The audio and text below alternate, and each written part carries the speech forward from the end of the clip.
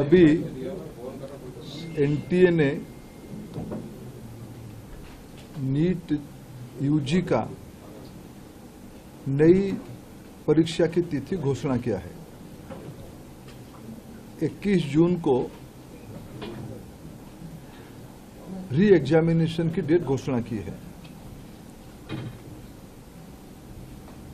मित्रों, मैं 2-3 विषय आपके सामने, आपके माध्यम से देशवासियों के सामने, स्पेसिफिक स्टूडेंट्स और उनके अभिभावकों के सामने रखना चाहता हूं। हमारी सर्वोपरि प्राथमिकता है छात्रों की भविष्य, उनकी परिश्रम के प्रति संवेदनशीलता सरकार की सदैव है। 3 मई को एग्जामिनेशन हुई। 7 मई तक एनटीए की ग्रीवेंस रिड्यूसल सिस्टम पे कहीं से आपत्ति आई। गेस्ट पेपर में ऐसे कुछ प्रश्न आए हैं जो इस बार की क्वेश्चन सेट्स में था।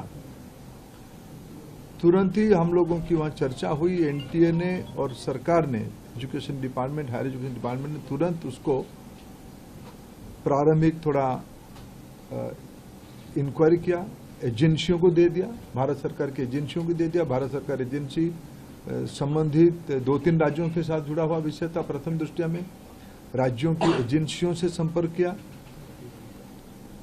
और 12 तारीख तक, यानी 8 को सुबह प्रक्रिया एक प्रकार से 7 रात को शुरू हुई, 8 को ही शुरू हुई।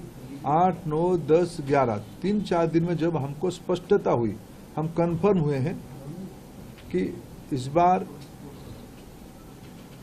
गेस्ट पेपर की आड़ पे क्वेश्चंस बाहर गया है। हम 12 तारीख को छात्रों के हितों में हम नहीं चाहते थे कोई गलत कैंडिडेट एजुकेशन माफियाओं के षड्यंत्र से कोई भी सही छात्र की अधिकार वंचित हो जाए। इसीलिए हम बड़ी जिम्मेवारी के साथ, हमने कहा था हम जीरो टॉलरेंस की अप्रोच में चलते हैं। हमने पिछले बार जो विसंगति आई उसमें जो हमने राधाकृष्णन कमेटी गठन हुई थी, पिछले 25 और 26 दोनों साल हमने राधाकृष्णन कमेटी को शब्दशः इम्प्लीमेंट किया। उसके बावजूद भी ये दुर्घटना हुई। इसलिए हमने पहला हमारे निर्णय हुआ कि हम परीक्षा को इस बार रद्द करते हैं। हमने 12 तारीख को परीक्षा को रद्द किया। स्वाभाविक देश में और विशेष करके स्टूडेंट्स में उसको लेके 2 प्रकार के मत आए। हम दोनों प्रकार के मतों को स्वीकार करते हैं।